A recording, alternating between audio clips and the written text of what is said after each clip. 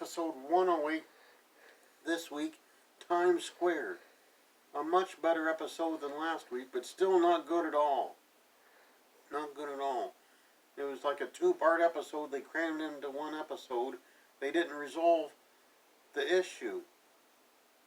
They got past the thing, but they didn't really explain what had just happened, so you were just left with a whole lot of questions. But essentially, they start off on routine patrol, and Commander Riker's having a breakfast party in his quarters. He has Worf, Data, LaForge, and Dr. Pulaski all come over for eggs. He's whipping up these eggs.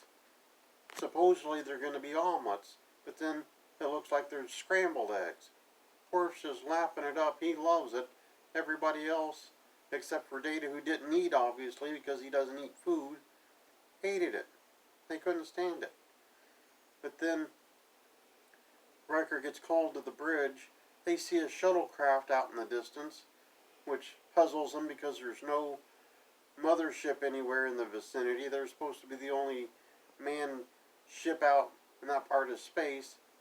They get closer, they tractor the ship in. Riker and Worf go to see what's happening. It's Captain Picard. He's in the shuttlecraft. They look, and it's the same shuttlecraft that has sat in the shuttle bay already, so they don't know what's going on here. They call Picard to the shuttle bay.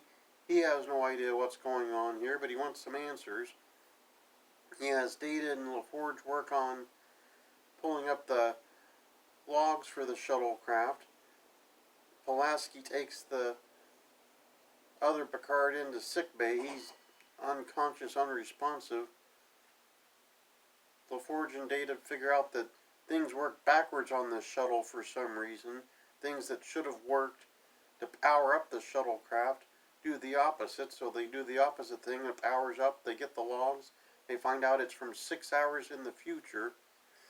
So the Picard that was in that shuttle is from 6 hours in the future as well.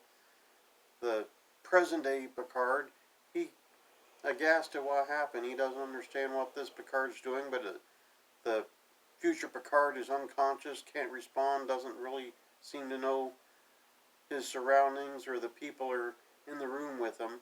Pulaski's trying her best to help out, but it's the same thing as the shuttlecraft, where things that should work have the opposite effect.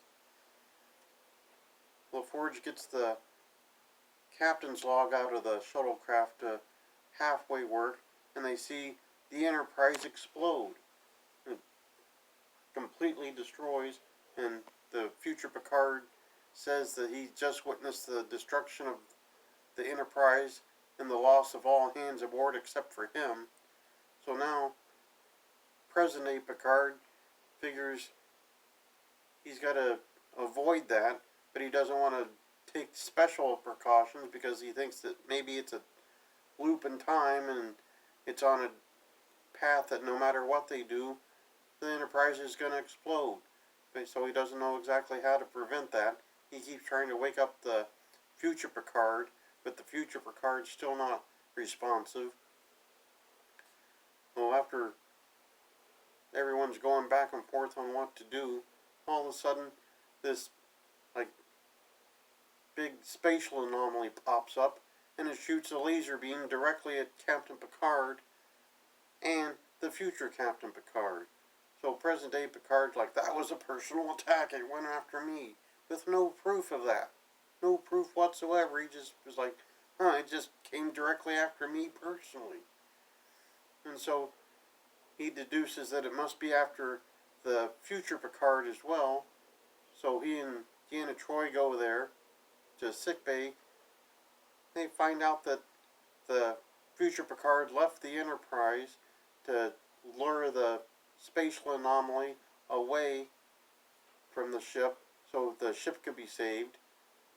So present-day Picard decides he's going to take future Picard to sickbay. He orders everybody out of the shuttle bay, tells Deanna Troi to stay put. They go to the shuttle bay. Future Picard's telling present-day Picard how he thought this was the only way to get away from the spatial anomaly. He didn't know what it was or why it was after him. And future Picard says he's going to try to leave the ship to see if that'll lure the spatial anomaly away. Maybe it's after that specific time frame's Picard, he thinks. And then present day Picard says, just to be sure, take this. And he murders him, or commits suicide or something, just phasers him to death, walks out all nice and calm. He's like, well, that broke the cycle, I guess. And it did, and they were just off on their way. That's how it ended. They had no recollection or recanting of how the spatial anomaly came to be, what was behind it, why it went after Picard, why it didn't go after present day Picard and was only after that specific Picard. Nothing like that. It just ended. But some interesting notes in this. They set the groundwork for next episode in the beginning of this, when Commander Riker mentioned his father being responsible for his own being a well-known good cook. And then Dr. Pulaski is like, your father cooks? All shocked, like she knew him. Turns out she does know him. We'll find out next episode that she does fairly well. Also, of note, it was a stunt double in some of the scenes with the two Picards. You could tell that a little bit because their skin tones didn't match up very well. So you could straight away see it was a stunt double. Also, apparently this was meant to be a two-part episode, and Q is going to be behind the spatial anomaly, but then they just nixed that, condensed things down into the one episode, and took out things that would explain what was going on. So that's why we have what we have. It wasn't a terrible episode, but it just left more questions than answers. That's pretty much 108.